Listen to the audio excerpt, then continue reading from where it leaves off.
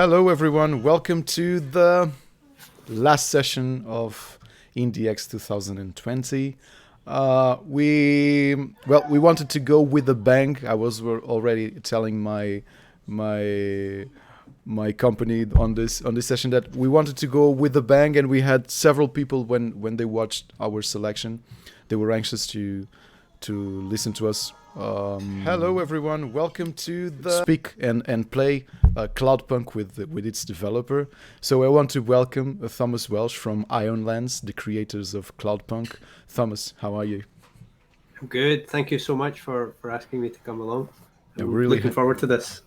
We're really happy to having you here. Something strange is happening. I told you this. We've been streaming for a few weeks and more intensely since the middle of this week.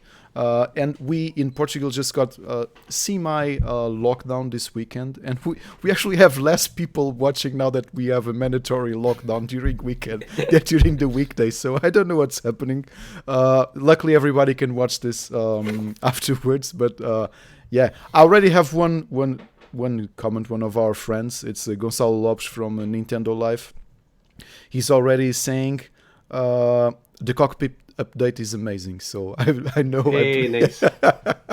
So we haven't even started, and we already have cool insights about the latest updates on Cloudpunk.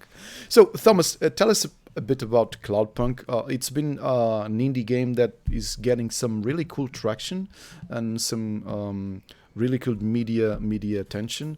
How did it happen? So I should say, first of all, I'm just one part of the team. So I'm the lead writer and the narrative designer on Cloudpunk. And I remember the first that I saw of the game was these really beautiful animated GIFs. GIFs have always been a big thing for us. I think it's a game that has a real distinctive visual kick. You know, you see it and instantly you get it. Yeah. Some games you have to watch for a little while to see the hook, the thing that will really pull you in. But people see Cloudpunk and they see, you know, a 2 or 3 second looping GIF of a flying car, which is they're called hovers in the game. So you see these hovers flying around the city, and you're like, oh, okay, I get it. You know, instantly, it's just like straight away. And I saw those GIFs very early on before the project had really much of a team at all. So the lead developer Marco of Ionlands, he was just posting, you know, this is in development. I'd finished another project that was kind of similar and did some kind of contract writing, and I just wanted to keep going. I wanted to write for another cool cyberpunk game. So I sent Marco a message on Facebook, I think, and says, hey, do you need a writer? And he says, it's way too early for that. You know, the game doesn't even have a name yet. But he said, send me some writing samples. So I'd written some short stories, had some in print. So I sent him some short stories that I'd written, kind of sci-fi short stories. And he must have liked them because he asked me to come on board the project. And then I think at first there was only a few of us. The team kind of built as the game got traction. Investors were kind of intrigued by what we'd got. I think we used social media quite well. And then we worked together on the core of this idea of like a non-violent game set in a cyberpunk world. So a beautiful cyberpunk world, looks very futuristic, very interesting, very kind of Fifth Element, Blade Runner, Beam Breakers, if anyone remembers that game, G-Police. So it looked like that, but it wasn't about being a ninja, a cyborg. You weren't Akira, you weren't Tetsuo, you weren't Judge Dredd. You were just a regular person doing a regular job. And that's how it started. It's cool to have you since you're the lead writer, aren't you? And the art director too, or no? The narrative designer. Narrative designer, yeah.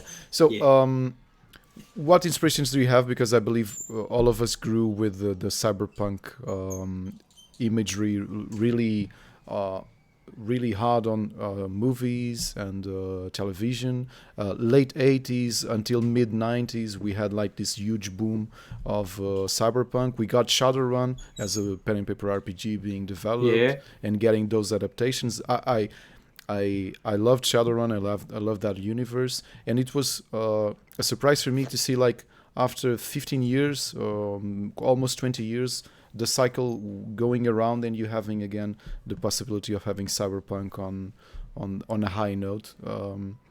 So is this the universe you usually like to write about, or it was a great coincidence of this high note of the genre? I think so. I'm an author as well. So my book series is kind of fantasy set in the real world. It's a little bit different.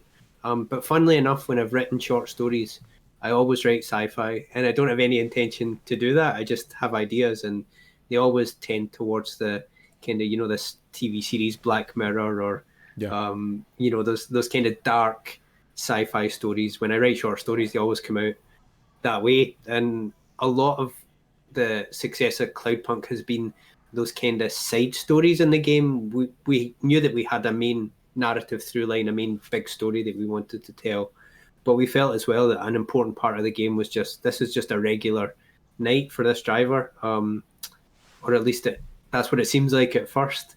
So she's just interacting with and meeting all these different people, and these are little short stories in their own way. Each person that you meet has their own life going on, their own things that are happening that night. So each one's can be quite self-contained. So yeah, so I was always writing sci-fi, not necessarily cyberpunk, although my inspirations for cyberpunk are stuff like Syndicate, the old game, Yeah. the old cyberpunk pen and paper RPG. I was big into kind of pen and paper RPGs when I was growing up. So, Oh, so I was really into that. the actual Cyberpunk game, yeah, before Shadowrun, yeah. I Yeah, haven't played that yeah. one. Never read the core book. Yeah, it's been a while for me, but yeah. And, I would like 2000 AD and Judge Dredd and stuff like that growing up too. I just found out recently that Judge Dredd was the inspiration for RoboCop as well, which is like a seminal kind of satire, dark comedy, cyberpunk movie, Yeah. So yeah, there's a real through line there. 2000 AD is still a huge reference. 2 years ago, I decided to read digitally 2000 AD from the beginning, from the first issues. Yeah. And Wow. I was focusing on Judge Dredd, of course, but then I found out some other stories that were in the magazine that didn't get as much traction as Judge Dredd. One of them was, do you remember those that really violent sport? Like it looked like basketball, but with cyborgs. It was really in the beginning of the magazine. They had like this storyline with this futuristic, violent basketball kind of game, like something with, imagine like Globetrotters, but turning really, Yeah. really messy. Like Speedball 2, the old Amiga game, that kind of thing. I don't remember. I remember Strontium Dog was the other one that I really liked from 2000 AD. Yeah, yeah, And I yeah, like yeah, Judge yeah. Dredd. But no, I don't remember the kind of rollerball, horrible Yeah, yeah, sport one. It sounds yeah, yeah. cool. I just forgot about those ones. Yeah, yeah. And so maybe while we speak, because Cloudpunk has this ability. It's not only a completely gorgeous game, because you were telling it's a cool game to show on a GIF, and you almost instantly notice what it is. But I think it was so the cleverness and the talent around this art direction are really, really perfect, because you feel this low poly textures applied on 3D models work really well, and I think we can continue having this conversation while I have the pleasure of playing Cloudpunk. Okay, Sounds good. let's go. By the way, out of curiosity, while I was preparing the stream, my older son was looking at the screen and was like, "Whoa, that game looks really, really well." Really, Very really nice. good. Can I play it afterwards? And yeah, after the stream or next week, you'll be able to play it. So let's go. I'm starting a new game because I already have my save game, and I want to show how do we start this apparently normal night, isn't it, Thomas? Yeah, yeah. It's funny. It's the game's voxel based, or at least our assets are created and has a voxel Yeah, appearance.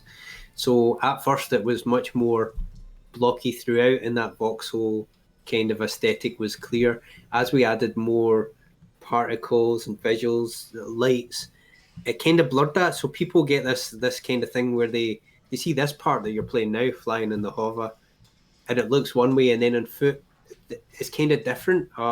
you can see the blockiness of the visuals whenever you're up close with the hover and in some of the buildings and stuff. But yeah, people kind of get surprised when they realize that actually the whole world's made up of voxels. Yeah.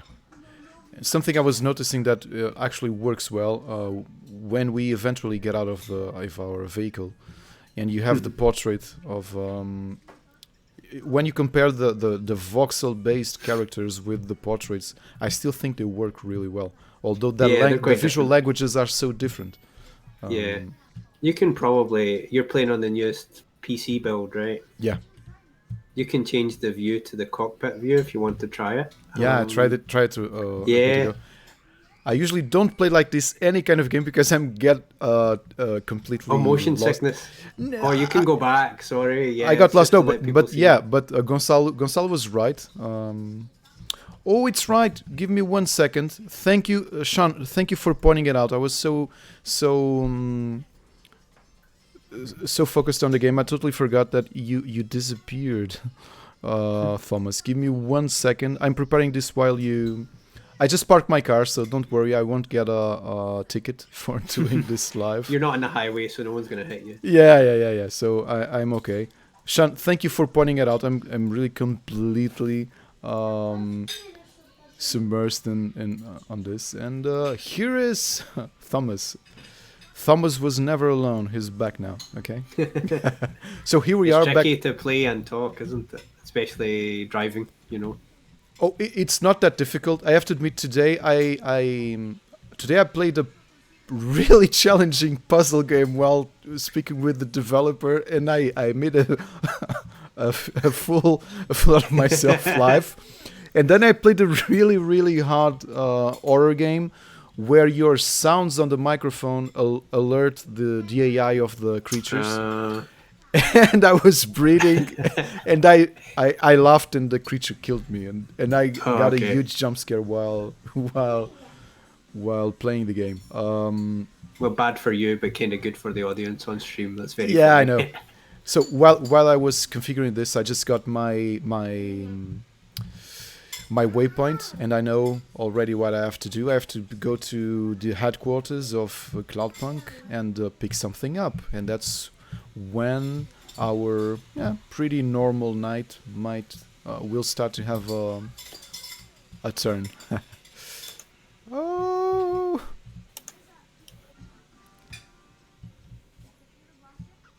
So do you feel that there are already people playing this? The game is available on Steam, isn't it? You can buy it early access, or am I confused? At this moment, for Cloudpunk? Yeah. No, it says it's full release. Yeah, so it came out in. It's full release. Yeah. April. Yeah, so it just came out on console about a month ago. But yeah, we've added so much. So this fixed camera view that you see now was the default. I mean, it still is the default. It's what you start with, but it was really all there was. There was certainly no cockpit view, and it was a little while before we were able to add this third-person view that you've now switched to, and then first-person. The game was really built around the fixed camera angle third-person view, which I still really like, and I switch between them. But people really wanted this first and third-person camera to view the world up close. That was a huge amount of work for the team. Not for me. Nothing I could do to help them. But yeah, so it was a ton of work for them to do that. I think they did amazing, because when they started, they weren't sure if really the world would work. It was really built around those particular views. So in a way, we were kind of, highlighting the best possible way to look at the world. And we had to then think about what the world would look like to the player when they had much more freedom to look around in different ways. And I just remembered something I really love, and that I put... I brought the volume to 0 because I had the game on background that I wanted to speak with you, and the ambience of the sound design is so good. I know you're telling stories with Cloudpunk, but everything else gives you in some ways some kind of a relaxing immersion. Do you understand? if you decided only Yeah. to drive around and feel well and collide with buildings like I just did, if you decided to do just this, everything is so well built. It's a chill game for sure. You know, there's moments of drama and Yeah. narrative points that are stressful, dangerous, or scary. But for the most part, we went for this kind of it's at a different pace from a lot of kind of high-profile cyberpunk games that you might play. And our ambient sound and our soundtrack's done by Harry Critchley, a composer, and he did an amazing job. People have all these YouTube videos that are just like Cloudpunk ambience, 10 hours in Rania's apartment. So I probably should have mentioned the main character you play as is called Rania. That's the driver from the kind of the outskirts of the city. She's come to live in the city to work for Cloudpunk, the delivery company. But Harry did an amazing job with the soundtrack. I can just leave it on in the background while I'm writing, new content for the game in the future, and it's very calming and helps me work. And you notice it because then again, the most anticipated game of of this year, I believe it will still be released this year on early January, will be Cyberpunk, and of course it's giving a huge traction to the genre, isn't it? But yeah, for sure. Almost I every think single. whenever. Yeah, go ahead, please. Sorry. I was just going to say, I think whenever Cyberpunk appeared on Steam, you have the recommended games, similar. I think we were in that panel because we saw a huge leap in sales and wish lists at that time. But you're right, it's kind of a thing in the zeitgeist. Suddenly people are interested in this genre that maybe wouldn't be. There's always been people that love cyberpunk and sci-fi. Yeah. Go ahead, Control. But now it's like everyone is interested in it, But it's cool that you even with this voxel-based world, you could go for some kind of an action game. Almost, I only remember like one other cyberpunk game I recently played that didn't have the action aspects for it, and I can't remember the name now. Do you know that game where you are a cab driver? Yes, Neocab. Neocab, yeah. So. Yeah, that was cool. But I like this kinds of game that you are really interested in telling stories with a rich universe possible on the cyberpunk genre, because of course we all love cyberpunk. I think you can have flying cars. And maybe I was going to ask you could bring the volume, the in-game volume down a little bit for the voices, just because it's a little tricky to hear you sometimes. Yeah, I'm sorry. No, it's okay. Straight up to the spire too.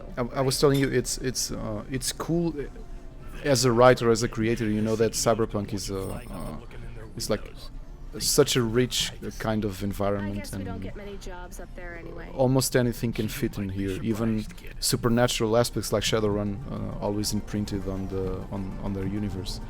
But for more realistic and political stories, you can also use this genre. Don't you feel that? Well, we all live in a kind of cyberpunk world now anyway. We have drones flying around in the sky. We have all sorts of, things that we wouldn't have dreamed of 10, 20, 30 years ago. And these are all very cyberpunk ideas that have come to life. So writing about them is very easy. I think also, you can write all sorts of stories about people with swords or guns or, killer robots in the cyberpunk world, and that's fine. And there's lots of games like that. But there's so much more that you can write about.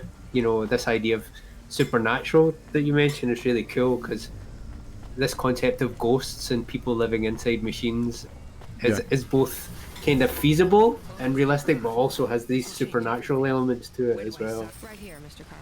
Carva. I think cyberpunk's always been an opportunity for people to explore post-humanism and consciousness and the nature of consciousness too. The thing I can't remember if we were speaking about this live or not, but when I was saying, when you look at the character models and then this filter you gave on photos/illustrations, I still think they work with each other. I think there are some games where the disconnection is so grand that it's difficult for you to feel them at the same, being part of the same aesthetics. But in this case, when I watched Rania for the first time, when I left the vehicle for the first time, I was like, yeah, okay. Yeah, I think every game has a level of abstraction, right? And it's different extents depending on the genre of the game and the visual aesthetic. So there's very few games that try for a purely realistic aesthetic. So the new Call of Duty that came out, they're really trying to make it look as close to real world, albeit like a fantasy movie, Hollywood, Michael Bay kind of reality, hyper saturation, oranges and blues and that kind of visual palette, but it's still going for realism. But there's still abstraction in that kind of game. You still use, health packs. People still bring you back from death by crouching over your body and bring you back. Every game is a version of reality seen through a kind of lens or a filter.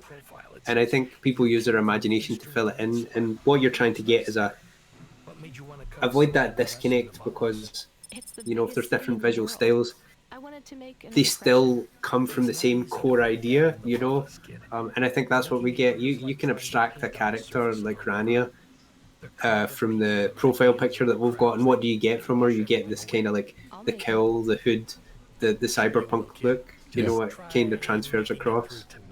I won't say whether you ever see Control or not, but I think that his profile's particularly suitable for the character that he's got in the game. Sean Robertson just pointed out Transmetropolitan, and it's a fact. It's a great comic book. It's from I can't remember. It's Warren Ellis or not? It's Warren wrote.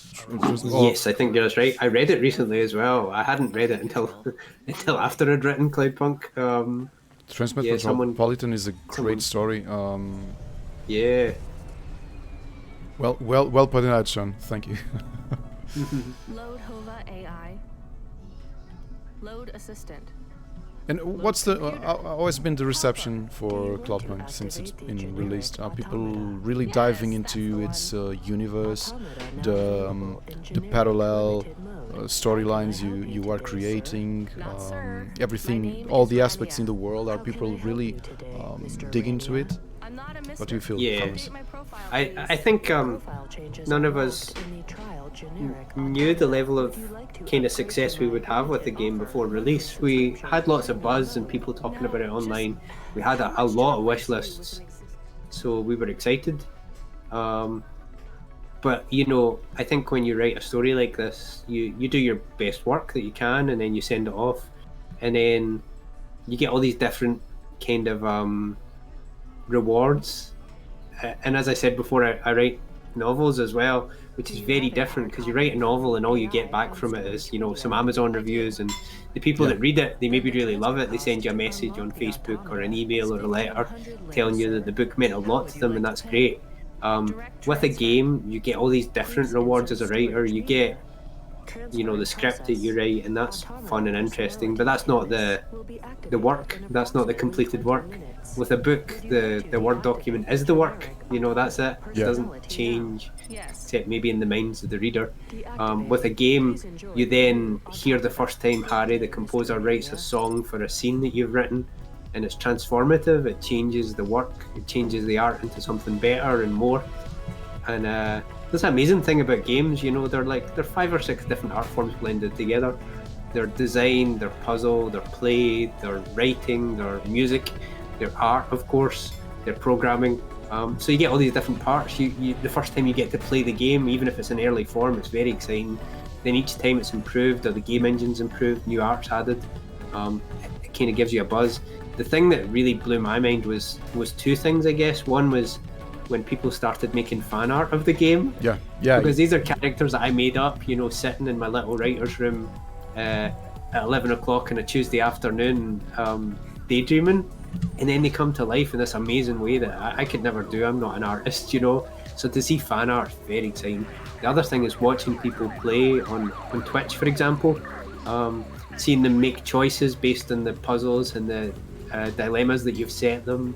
Seeing people react to the characters that you've made, it's just such a buzz as a writer. There's nothing like it. I love writing books, but it doesn't give you the same experience as seeing people play a game on stream and react to it. It's amazing. You know, you were speaking as a writer and also as someone that wrote a script for a video game. A couple of years ago, damn, I'm so tired I can't remember his name, but I'm searching at this moment. I interviewed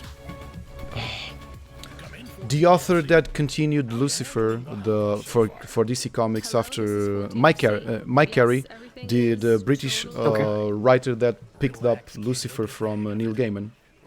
And I was interviewing him, and we were talking about, well, he had just released a movie with Glenn Close. He was really happy. And yeah, of course, most of the people know him as a comic book writer. That's how he got famous. And when we started speaking about video games, he said, you know, I already, a few years ago, I wrote an X-Men video game. And I don't like to write about video games, write for video games. And the issue for him as a writer to write for video games was, as a writer, I don't want to give players control that I'm not happy enough to give them. Like in a video game, the player has this agency to pick up the story and maybe transform it a bit if you want. And he said he's a writer. Who reads whatever he's writing or watching a movie. It's exactly the vision he has for his writing. It was a really cool perspective. I've never thought about it. And do you feel the same thing? Like, do you feel Thomas Welsh is a different person from the author, the book author, or the video game script writer and world writer? Yeah, it's just a different skill. You know, it's just a different thing you have to do. Have to learn how to do. You have pleasure with both of them? Same level of pleasure doing both? I don't know if the same level. There's a lot of inspiration comes from limiting your options. So people think that you're most creative when you have a blank sheet of paper and you can just write about anything. But it's constraints that make you creative. It's not freedom. Yeah. So when you can write about anything, it can be very hard for you to figure out what you actually want to write about. It's too open. When you work in a team, a creative team, you've got all sorts of constraints that limit you, but they inspire you so much, you know. And that's what I liked about Cloudpunk. There was a lot of things we could do with the story, but a lot of things we couldn't do. Some of those were technical, you know, some of those are related to the medium itself and the emancipation that the player has. If you want to give them choice, then you have to give up some of your creative vision of what you think the story should be, or you have to have multiple creative visions and be happy with the player pursuing whichever one they're most interested in. Yeah. But it's good to switch between them. I will say I like writing novels and working on games because you get annoyed with one. I was going to swear there. you get fed up with one, and then you go and you work out your frustration on the other. Yeah. So you work on Cloudpunk, and you know the team has an idea, and you want to explore something else, but it's just not going to work out. So you take that idea and you say, "Can I use this in my written work, in my novel writing?" And you can, and you explore a whole other way. And then you kind of lose direction or inspiration when it's your own work, and it's very overwhelming to have so much choice, you know, because my novel trilogy is called Metic's Fade. It's a kind of fantasy set in the real world, and in that it's just what I wanted to write about. Everything that I'm interested in, every weird micro obsession comes out in that story because it's mine. I have so much freedom from my editors and from my publisher, and they liked what I was writing about, so I can pursue any idea I want there.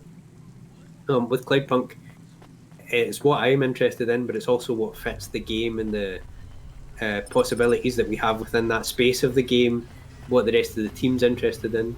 So yeah, I would say it's good to switch between them. Just now I'm really up on the game part because people love Cloudpunk and it's a huge buzz to see them play. But at some point in the process of writing, you know, the new content, I'll get a bit stuck and I'll be excited to go back to book writing again, you know. But do you think the two mediums, either possibly video games in a sense of the agency that the player has, asks you to lose the ownership of the world you created? What's in the package? Do you understand? Yeah, it's a good question. I mean, different authors have different views on this anyway. My feeling is that once a work is released to an audience, then the creator should relinquish ownership of it to that audience. They can expand on it, you know, but from there the characters become the audiences. I'm not a huge fan of, say, what J.K. Rowling would do with Harry Potter, where she would go back and say, you know, this character was retconning everything. Yeah. Yeah. If it doesn't exist in the text, to me, then it doesn't really exist to the audience, and the audience is what's important, not what's in my head, you know. So the text conveys the ideas and the world and the characters and the events to the audience. So for me, yeah, it's given to the audience, so that the creative freedom that I give up to them is exciting for me. I mean, I love seeing people make choices. That's so much fun. They get to create their own version of Rania, and that's more interesting than one. You know, that idea of, you know, tens of thousands, hundreds of thousands of people that have played this game all have their own idea of what that character is, and there's a lot that Rania will have in common across all those different games, but a lot of them have made different choices. I really like this one mission where you have to choose which people you save. I don't think this is spoiling too much. I won't say any details, but it's a bit like the old logic puzzle of, you know, you're in a hot air balloon, there are 5 people, you have to throw someone over the side because it can only carry 4, or you're in a boat, you know, and it's too heavy, you have to throw someone overboard. So it's that kind of puzzle, you know, how do you judge the value and worth of people with their contributions to society when they all have different kind of roles and jobs, and see people on Twitch kind of roll that moral, ethical dilemma over in their head and even bounce back and forward with the audience. It's so much fun, man, just to see them say, oh, I'm going to save this person, then the audience is like, no, we hate that guy, you should save someone else. You don't get that with books, so that's why I'm so positive on the games writing just now. I love them both, but, you know, it's like kids, you love them in different ways. You have to. Do you think a while ago Gonçalo Lopes was saying that when I said where are people, because we have less people viewing now than we had during workdays, and we're like, people are reading books. I truly don't believe that, but the question I would like to ask you is, do you think that a good video game story can motivate someone to search for literature close to the genre? I think so. I mean, they definitely can, because people went out and bought my book after they played the game, which is amazing. So it's a win-win for you. Yeah, it's like a double win. I mean, that's like the best outcome for me, obviously, but I'm happy with people just going out and reading in the genre after they play the game, because, you know, there's obviously a lot of literature touchstones in the story, and there's lots of allusions to sci-fi and cyberpunk. I mean, I'm a huge fan of Philip K. Dick, and not necessarily just, you know, the android's dream of Electric Sheep and how that inspired Blade Runner, but his weirder fiction like Valis and Ubik. Ubik, I read it twice in the last 10 years, and it still puzzles me. I have a prog rock band, and I have a song about it, and I still don't know if I'm doing a song for that fits with Ubik. Yeah, Philip K. Dick would love that. He was into prog rock. You know, that was definitely his kind of genre, anything a bit psychedelic. But yeah, so if people go out and read Philip K. Dick, that's amazing. I had this weird thing where someone said that they thought the game reminded them of Douglas Adams. I'm like a huge Hitchhiker's Guide to the Galaxy fan. In what aspect? What aspect did people compare it to? The humor, which is it's just amazing, because I never thought I could write something funny, and I certainly never set out to write like a comedic or comic game. When I was writing the script for Cloudpunk, I knew that as the story went on that there was like a lot of really colourful characters who some people might find funny, but like one person, then two person, then like 10, 20 people were saying to me, "Oh, this is so much like a Douglas Adams story," which was really Huge it was really compliment. cool, but really weird. Huge compliment. Yeah, that and what was the other one? People said that it reminded them of like classic LucasArts games like Monkey Islands. Oh, yeah, Um, yeah, yeah. I don't know if that comes through much in the early parts of the game here. This is really a lot of setup that we're getting. Although Camus is obviously good from the start. And But yeah, I think the quality of the writing doesn't allow this kind of stuff I'm doing right now, which is talking with you and having a great conversation. But I'm at the same time being rude to you because I'm not paying attention to your work because I'm not paying enough No, attention that's to the story. And I think it's one of the highlights of this great game. By the way, Thomas, how many people developed Cloudpunk? How many people worked in this game? it's kind of hard to say exactly because more people added the project as it went. So quite early on, it was a small team. So some of the main people that were working at it were like Marco is our project lead and kind of technical expert, and he did so much of the work to get the whole thing, early running, and have art and kind of assets built into what he'd already created. So then it was me doing the kind of narrative design and the story stuff.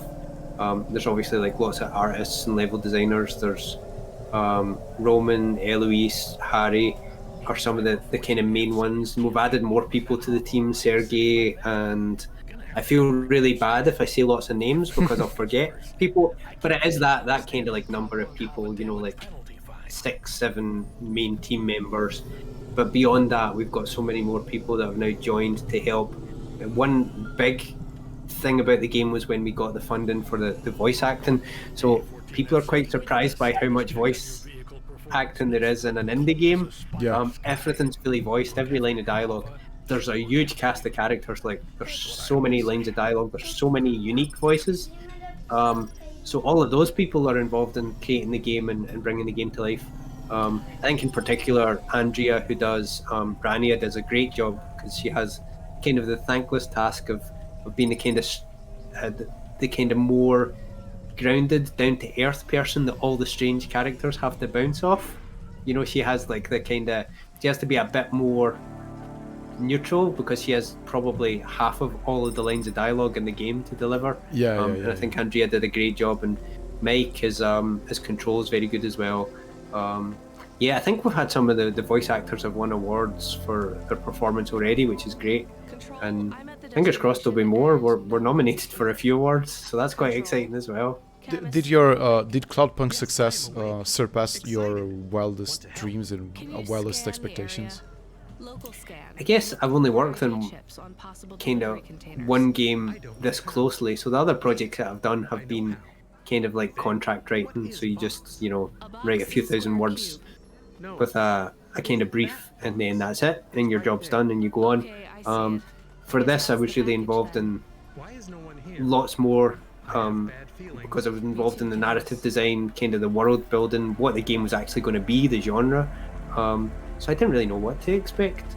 I'm very happy. I hoped it would be this successful. I guess I didn't really expect it to be. So yeah, I'm really happy with it. It's been exciting, And I mean, I'm 40 now, and I've played games since I was 6. My first computer was like on my T-shirt here, my ZX Spectrum. So it took me a while to get around to actually working on one. But it's ridiculous how many games I've played and how much I love games. So I guess this was my dream, And now it's great that you are part of a great 2020 success, isn't it? So it must be, you just said it's a dream, but I believe you must be filled with even professional hope for the future. Where can you go in the future in Ironlands? What can you do after this success? Do you already have some ideas of what's next? We do. We're really busy. We've added a lot to the game since it came out, which has been cool because it's kind of kept this buzz going. So you have release, come out in April, I think. Then a few months after, we added like first and third person camera, worked on lots of bug fixes, visual improvements, kind of changes to kind of quality of life stuff, and then we had the console releases, and that's all kept everyone busy. For the writing part that I'm working on, probably the things that I'm working on will take longer to come to life for everyone to see, but we're working on more content for the game. If there's one thing people don't like about Cloudpunk, it's when it ends. They want to keep playing. They want an excuse to spend more time in the world. Yeah. So that's one of the main things that I'm working on, and I mean, there'll probably be content of similar size to what's already in the base game coming.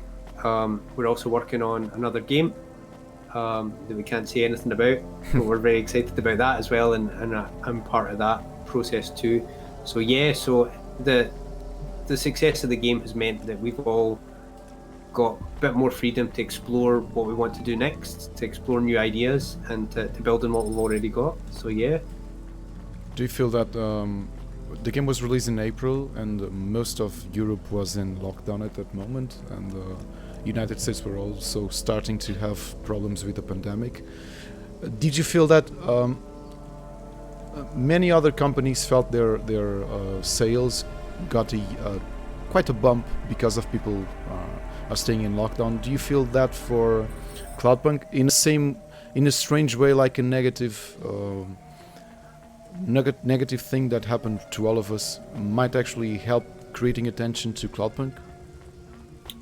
I guess so. Yeah, I guess it might have changed how much time people have to play games, right? Yeah. I mean, there's two ways to look at that. As everyone's going through a very difficult time just now. Yeah. It's a very strange period of history, and so many people have been affected by it, and it's horrible.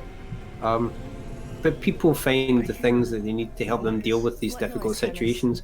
We've had some really nice messages from people saying that Cloudpunk and the story, which is quite a positive, hopeful one, I think, that's what I tried to write, has made them feel better. So that's been great. I mean, not that we're making much difference to people's lives compared to the people who are directly involved with the pandemic. Yeah. But if you make a nice game and people play it and it makes them feel a little bit better and distracts them from how horrible things are for a while, that's great. But I mean, the process of working on it has made me feel better.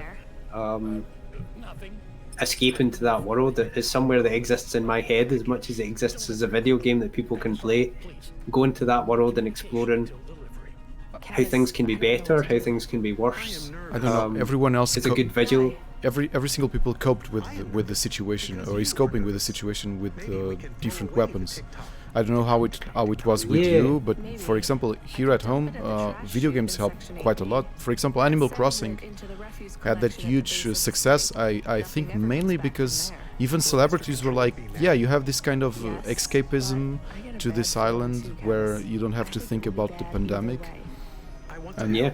Since I understand why people are telling you that your work helped them coping with this, because you need to escape somehow, isn't it? If you go into a video game whose theme will put you down, it will only drag you beneath where you already are. Don't you think it?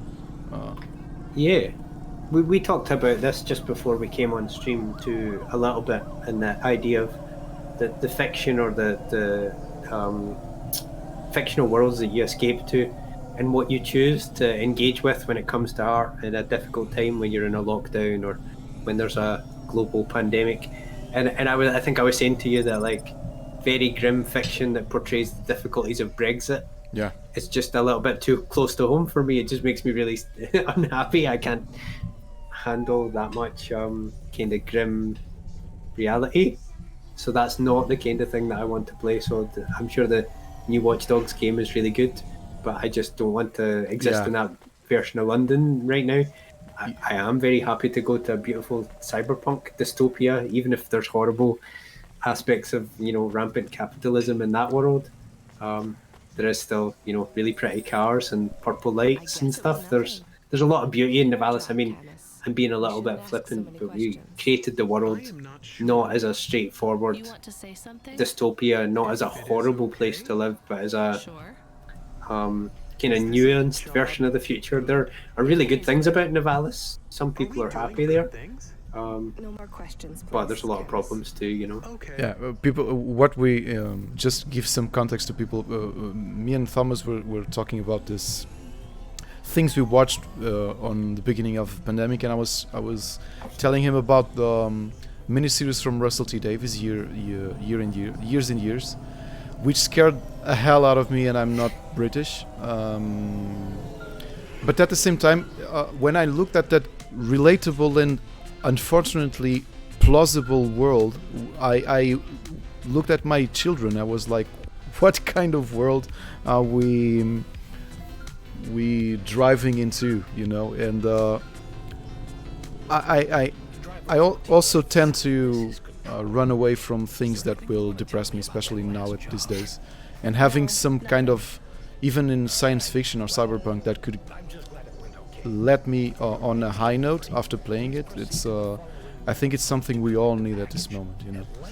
So thanks for Cloudpunk for that. Yeah, no problem. Yeah, I mean, I still enjoy playing the game as well. I quite like achievements and trophies and stuff. So with the new consoles coming out, I've been going back and playing through the console versions, and just it's good for me in a number of reasons. Like, I just like the game. It's lucky. I'm sure I'll work on a game at some point that I don't actually like, and that's just life. Sometimes that's how work goes. But I do like playing Cloudpunk. But you know, it's good for me for that reason. It's good for me to get achievements and trophies. That's a relaxing thing for me. Yeah. I And it's understand. also, I'm good when I'm writing the story. I can remember kind of narrative beats that I want to go back and explore, or characters. And I'm like, man, I don't think their story's finished. I think people would like to see them again. Some great ideas, and I was having this feeling I'm completely missing the story, of course now because we're speaking, but there's also this huge relaxing aspect of just hovering around the city. Don't you feel it? And even the retro wave music is like, yeah, it puts you on a good mood. Don't you feel it? I think it gives you this, so a lot of games go for this feeling of flow, right? So you just kind of, the world around you melts away, and it's like you're being sucked into the screen. You're just very focused. Something about the world coming past you, for me, always works in games like this. I used to love Wipeout. Do you remember that? Yeah. Game? And that hard techno, and you start playing. You're like, yeah, I want someone bring me a whiskey or a vodka, and Yeah, I think a lot of people that were playing Wipeout in the 90s were taking something stronger than whiskeys or vodkas. something really funny. I was never into techno, especially in the 90s. I mainly listened to metal. Yeah. And Wipeout was my my green card for other genres, because it felt so good to be competing with flying vehicles with that hard techno. That was amazing. Yeah, a lot of people went from liking metal music until they heard, the Prodigy, and then they were like, "Oh, wait, this is kind of cool." Yeah. I actually had the possibility of watching the Prodigy live in 2006. Oh wow, it was cool. It was on a festival on a Portuguese beach. That sounds cool. Yeah, but suddenly when fire started. Everything turned into a huge rave, and yeah, I have to try to. I lost a friend of mine. He's alive now, but I lost him amidst the rave, and I had to fight to take my wife out of people like raving, and yeah, that's strange, but I love the concert. Yeah, I will never forget it. Gonçalo is telling us. One character you. Oh, go, please, go. I was going to say one character we could chat with is Rory Alpha, so he's a little bit further along to your right. I think you probably don't have a code for holocache right now, but people quite like Rory Alpha, so he's just a little bit further along here to your right. Yeah, you can see the kind of his name there. Rory Alpha. Let's start with Rory Alpha. Yo, what is up, listeners? This your boy Rory Alpha giving you a shout out like this young lady here who is desperate to have her say on the Undernet. A loudcast. Could you get the microphone away? He's got the internet's hot loudcast. Too busy shopping and using makeup. I call it fake up because it is really lies to trick men. Ooh, you wrote the dialogues? Yeah. Yeah. Your listeners are called the Bro Brothers. That's right. The Bro Brothers are my path. Am I right? Is this inspired by those American podcasters like Joe Rogan and stuff? Is it? I don't know. I mean, yeah, I'll let you decide for yourself. Because even his Someone, face reminds me of... Yeah, I was watching a streamer called Cracky. She's really good, and she said, or I think I joked with her that she should get a T-shirt with the Bro Brothers printed on it, and then in the back it just says "woof woof." And this is there's something, yeah. It looks like, thankfully, you pointed this out, because there are so many layers of. The game is so layered that if you only want to watch the driving aspect and the mission aspect, you are missing, like, you're only reaching the surface, isn't it? Yeah, there's all these little funny characters. I mean, obviously he's kind of a silly one, but there's a lot of kind of little sad stories in there. There's a lot of stuff that scratches at the surface of kind of hard sci-fi as well. So, you know, the great thing about a story like this is, like, as a writer, it lets you stretch all sorts of different muscles. So if you want to write about some weird kind of aspect of transhumanism and philosophy, there's someone in the game that's probably, you're going to get something from that.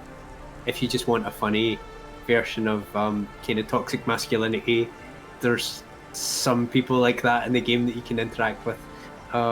So yeah, there's a good variety, and those side characters, there's all sorts of different people for you to meet. And I think that's, you know, people like the main storyline, and they like the mystery that drives the mystery's the engine that drives the story forward. But when people send me a message saying, "Oh my god, I love this," it's normally some weird character, and it's different ones for everyone, which is cool. I don't know if you've played much of the game. There's definitely like a couple that stand out. So people like Rory Alpha. I will need to finish it. Yeah, I'll need to finish it before December, because I had this short list of and from the PS5 and Xbox Series X, I decided to ask my writers to pick those release games, because I need to focus on a short list of indie games I still have to finish until December. Cloudpunk was one of them. That's why I told you that it was for me personally, it was really cool to be able to talk with you and one of the people from the team, because at this moment it's on my shortlist for one of the best games I played this year. And that's so kind, thank you. And I you were talking about those layers and things that some people might overlook. Yeah. Don't you feel happy, both as a writer and as a player, when you notice that some of the most memorable things about the video game are those things that you find because you want to invest yourself in the game? Yeah, I mean, a lot of those characters, you don't need to search them out. You don't need to look for them. You can run past them, and that's fine. I think, like I said, though, the ones that people really connect with, like Huxley's a character that you meet later and has his own kind of noir detective arc. People really pick the thing that speaks to them, and they attach themselves to it, you know, and that's the fun thing, is seeing the different ones that people find. Other characters completely optional and are these kind of layers that you can miss, are like Block 40, the urban renewal gang of androids, the street gang that go around planting gardens to get back at the corporations. People love them, you know. They're just a little kind of side thing. Sometimes you get an idea as you're writing something that maybe just exists as a one-off character for a joke should come back more. So I think I did that. What's been great though is, like, with working on new content, you kind of get a bit of feedback about what people have connected with. maybe some of the characters that come back in the content that I'm writing now are ones that people didn't connect with, but I had more ideas for them. But a lot of them are just ones that people are like, oh my god, please, you have to tell me more about, Huxley or Block 40 or some of these characters. And that's fun as well, because you can think about which ones you're going to do and bring back. Thomas, this has been great. I have one last question for you. I know it might be a question you might don't want to answer, but since you have built in the team from Iron Lands built this really creative and fascinating cyberpunk world, do you think we have space in the near future to return here, be it in video games or other medium? To the world of Nivalis, to Cloudpunk? Yeah. People will be back in this world doing more things if they want to. We're working on new content, and people who finish Cloudpunk and they just think, I want more of this, I want more stories, adventures, I want to learn more about the mysteries of the world. They'll get that. Do you think it has space for literature? Because it seems pretty normal for you to expand the universe in terms of books. That seems like an extra job you're just giving me there.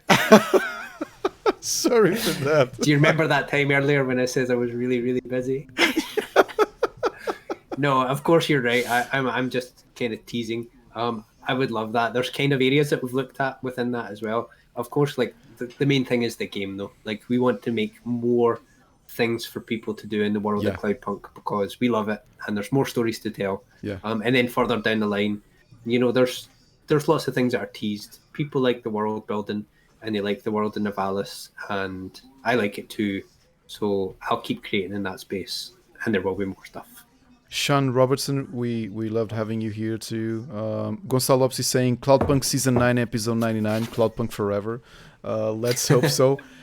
This year we had this digital event. Next year we'll have a physical event again with our 55k visitors in the biggest venue, biggest show venue in Portugal, in Lisbon. It would be great to have you guys showcase the game to the Portuguese public. I think they deserve it. On my part, it was really a pleasure having this conversation with you, Thomas, and having Cloudpunk closing IndieX 2020. And I can't thank you enough for being with us. No, thank you for having me. So I'll just write this down. So next year, I'll see you there. We'll go for a beer. Sounds good. That would be great. that would be great in two aspects. The first one is the fact that you would be present at IndieX 2020, and the second way of looking at it's the pandemic already passed by, and we were able to do this and meet in person. So yeah, we'll just be sitting there and kind of saying, "Man, do you remember last year? That was crazy." Yeah. Do you remember that year that came between this year and 2019? What was it called? I can't remember its number. Well, Thomas. Well, thanks everyone for being with us. Thomas, I'm going to say goodbye to you. I will drop you a line in a few minutes, because I will now call my colleagues from IndieX 2020 to say the proper goodbye to everyone that's been with us for 3 weeks during IndieX 2020. Thomas, congratulations on the whole event. Thanks a lot. Bye. Thanks for being with us. Okay, Thomas. Okay, I will call them.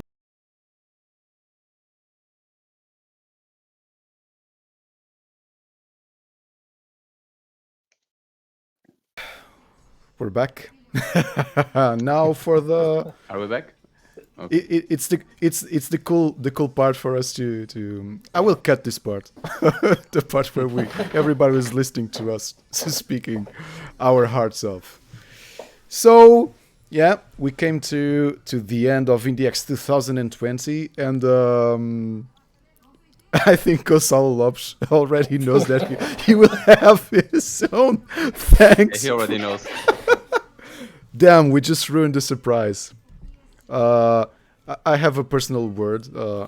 We are missing one special person here on this ending ceremony, which is our João Machado that couldn't be here. But I wanted to say something. A year ago, I was really, really exhausted of IndieX 2020. And I was promising another year that I will drop this off because I couldn't stand it. And luckily, these three amazing people and three great friends I have, and really talented people and really professional people, wanted to pick IndieX up and delivering it anyway. So IndieX 2020 existed because João Machado, Nuno Marques, and João Correia decided to be crazy enough to pick IndieX out of a really dark place where I wanted to put it after the last edition. So I can't thank them enough, and I think whatever the future may bring, that IndieX will always be in great hands if those hands are yours. So from the bottom of my heart, really thank you for every single thing you did. And before I let you speak, because you know I really like listening to my own voice, which is something a passion I rekindled during this IndieX. I wasn't used to speaking this much because I've been in almost complete lockdown since March, and now I think I compensated for every silence I had since March. Also have to congratulate them in finally doing something that was always a dream of ours, even since we had Indie Dome and when we created IndieX, which was to finally have a true B2B aspect for IndieX. Then again, this year is completely different from what any of us expected.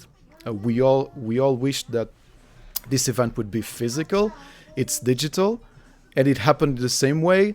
And these three amazing guys made this possible, and they worked like hell to have this new dimension that IndieX didn't have before, which is a B2B. And it was an honor for us to having 12 great publishers with us, 12 publishers that we all know by heart, and giving this opportunity to our finalists. And personally, I know every single year I say this, like, yeah, this is like the best selection we ever had for IndieX. I still think that this digital year, there were less games. There were only 40 finalists. They were maybe our best selection. And I love you three guys. Okay, so do you want to share some words? I think I can go ahead. First of all, obvious. Thank you to Ricardo as well for trusting in us enough to carry his baby for a little while, because it's not easy to just trust in people and just offer them like, yeah, sure, you can make the event, go ahead. I trust you. You plan everything, you set out everything, and just go.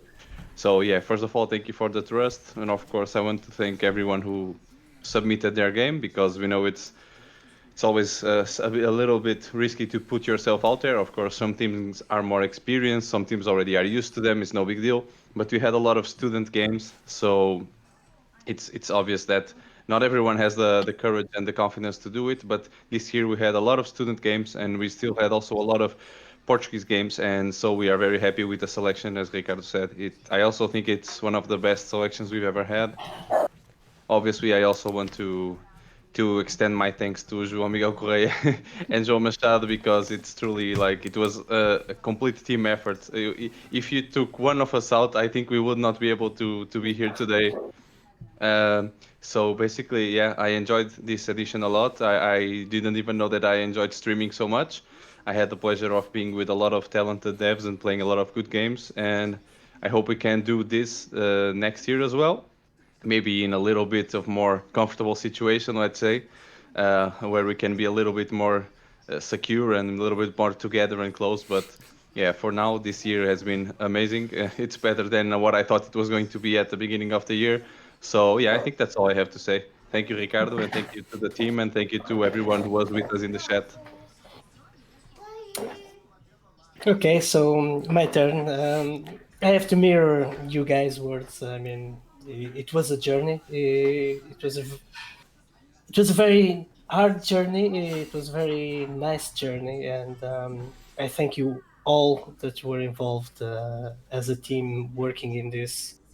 It was testing times because we were few. We have other things we on our lives. We have other jobs, but we really wanted to keep this Indie X going and to show people the best of indie game that we could, and to have an impact on our small Portuguese community, which for us is very dear, and we want to see games coming out of Portugal, and all these kind of things helps a lot. I want to leave a very, very big thank you note to Scale Up Porto that helped us tremendously in the, building this business to business that we didn't have and we so much yearned for, and they made it possible because we wouldn't be able to do it without them, and this is very important. And I would also like to thank our families that kept us through these moments, because we're taking a lot of time from our families. And to all the people that were with us, say Rui Parreira, Marco Janeiro, Pedro Nunes, Ricardo, and if I'm missing someone, I will punish myself. I wrote them down actually. So it's been a great journey. We had incredible people here, devs, publishers. It was great knowledge, and that's it. That's a wrap. We'll see you next year, and next year will be better. We'll have even better selection, Yeah. and it will be an even better event. So That means That's there it. will be an IndieX 2021, João Correia. We sure hope so. by Right? now you should know that. I think that's the first time I'm finishing an IndieX, and when people, so there's a new one next year, and I'm not like, I don't know. So thank you for that. João already thanked some of the people, but I wrote them down because I think it's we showed our faces. João Machado didn't show his face, but of course he's one of our main team members. But I'd like also to reiterate some of the thanks that João and Nuno already gave. The first one is of course for Rui Parreira and Marco Janeiro, which joined us with the sometimes difficult task of doing the streaming sessions since October the 28th. So we've been around here for 3 weeks. We took vacations to do this from our main jobs, so I think it's a win. I also would like to. I don't know them personally because this was a small, like a grandchild of mine, which is a child of João Correia, which is the B2B aspect of IndieX 2020. And I would personally like to thank the people at Scale Up Porto, which I personally don't know them, and I think I didn't exchange any communication with them, but they were amazing. They made this possible, this old dream of ours, and thank you. And I hope the next year when you have a physical event again to be able to work with them, because really thank you for helping us materialize this old dream of IndieX. I would like to thank Ana Maria Batista, which is not only my wife, for all her patience during this time, but also because this awesome layouts we have on our stream were developed by her. So thank you for giving us this cool face to the world. And I think I will never change it because it's so cool. We're just gonna keep it. Yeah. I'd also like to thank Johnny Rodrigues, which built the release and the reveal videos for IndieX 2020, and we hope to have you again next year. He just told me 2 days ago, like, hey, I'm free, let's work again, and let's see how the next year works. So thanks again for collaborating with IndieX.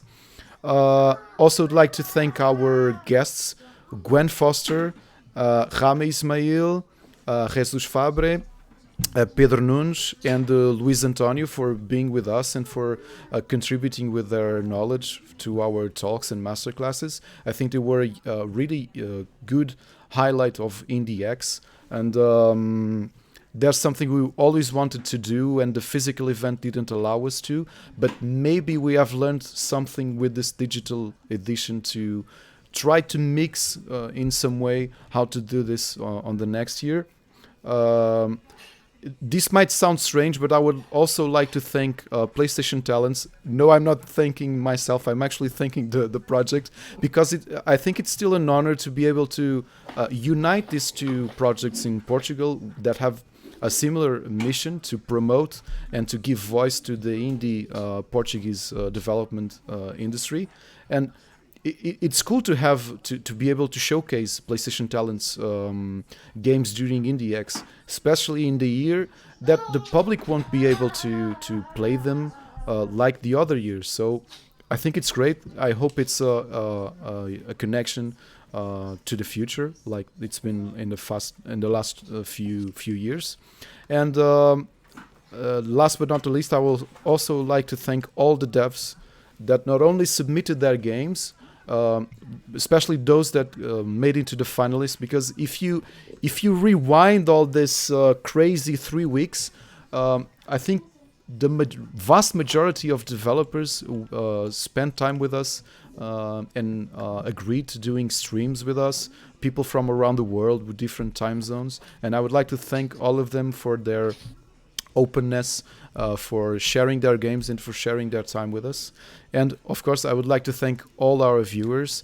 I've already said this weekend was weaker, but yeah, I'm not gonna hammer it again, especially to our good friend and I believe #1 fan, which we like so much that we decided to ruin his wallet, which is Sirio Gonçalo Lopes. Thank you for your company, for your amazing questions during like 50 streaming sessions or more, and yeah, our families, because they need to have huge patience for although we're at home, not having us around as they wanted to. Also wanted to send a final thanks to Ederstech, which is our partner, and I believe and I hope next year we'll be able to work together to build a great video games event in person. So this is it. Thanks everyone. Bye-bye. Bye-bye. See you next year. And play good games. Don't forget to play the demos we still have in our website. And our videos will all be up on Rubber Chicken's channel probably by the end of next week. Yes. Thanks a lot, and see you in 2021. Bye-bye. See you.